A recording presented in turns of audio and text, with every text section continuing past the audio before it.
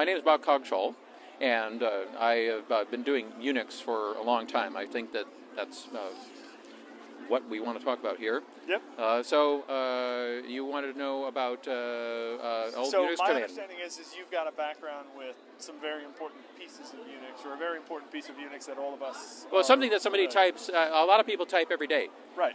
So there was a command, and should I mention it now or later? No, you can mention it now. Okay. Well, it's called sudo, sudo, and so the origin of the command was that. In about 1981, I was a freshly graduated student from the State University of New York at Buffalo, and the computer science department hired me to be a computer technician. Uh-huh. And back then, there was no such thing as network administrator or systems administrator, and the programming part was very vague about what you would do as a computer technician. It was mostly about soldering RS-232 lines and running them in the ceiling over to the computer science professors' dumb terminals in their offices and hooking them up to the main machine. And the computer science department got their brand new machine they were very proud of. It was a DEC VAX 11750. And this was a huge amount of money for the computer science department to spend, and it was like the crown jewel, and I kept it in an air-conditioned room. And my job was to hook up the terminals to it and learn about how to use it as fast as I could. And I had touched a little bit of Unix machines before, like version 6 and version 7 PDP-11s, but they were nothing like the Berkeley Unixware that had job control, where you could type Control-Z and background a process in the C shell. That was unheard of, and it had this new editor called VI. So I had all these computer science professors wanting to use it and doing all sorts of things with it, and the first thing they wanted was the root password. And so we had 20 people that wanted the root password, and we were thinking, this is probably a bad idea.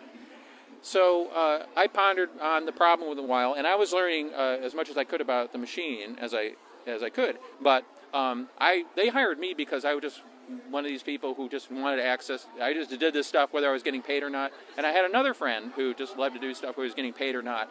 And he had heard that the computer science department had gotten a VAX 11750, and it was the coolest thing on earth.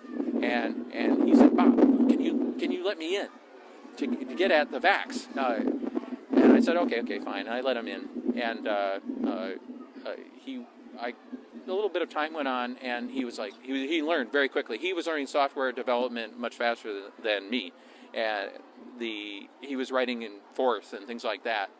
And he was learning C, and so he started delving in and started writing programs for it. And he said, Bob, I need to give me something to do, so I had this problem of the root password, and so I thought, well, okay, Cliff, we need a program. We need a little program, command line that gives people root permission on a per command basis.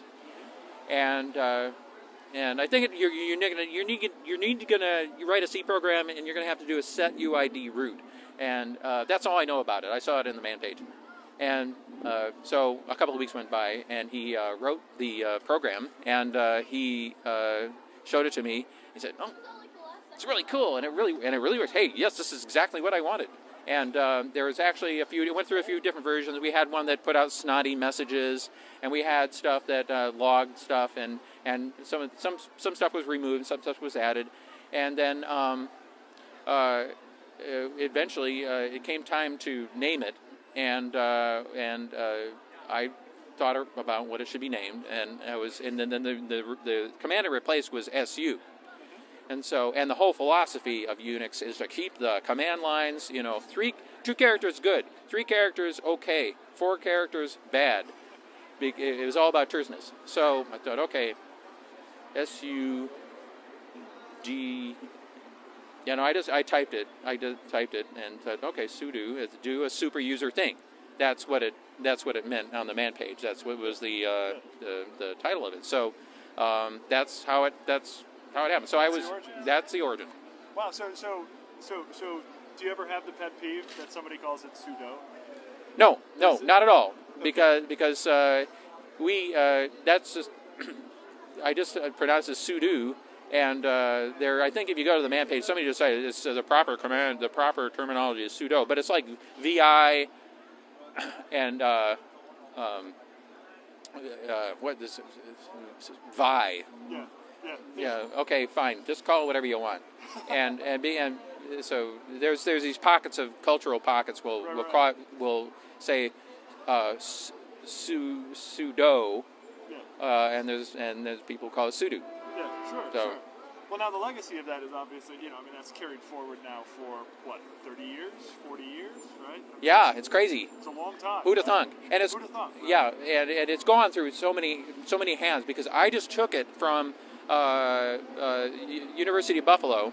I moved and started working for the computer science department at the Colorado, CU Boulder.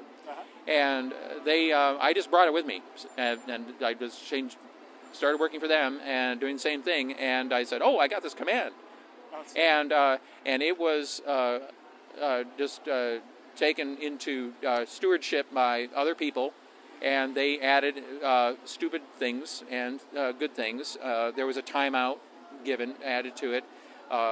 There was and there was this awful config file. If you've ever had to go into the sudoers config file, somebody got the bright idea. They had looked at Backus-Nauer form, which is something only people who study computer science would know about, and they kind of took this twisted version of it and thought this would be a good idea, and it really has never persisted. Sure. That you don't see a lot of BNF in config files, and so and everybody just goes in and says add themselves root equals root equals root. That's all I ever do. So so it's gone through the years, and then it got posted to Usenet somewhere in the late now we're up to the 90s, and that's how it propagated out to a lot of other people. And somebody pushed it into so this is open source before open source. Oh yes, where you just posted before it's a paradigm. Yes, I think the first at least the act of propagating it occurred somewhere in the late 80s, early 90s, where someone, and the act of open sourcing was to post it to Usenet. And so they posted to Usenet, and other people took it, and people who had Berkeley Unix machines, running BSD, it would just compile and run. And then other people, it got into other distributions. It would make it into an OS distribution. And then that's how it propagated. And then later on, of course, Linux came into vogue, and it got put into Linux.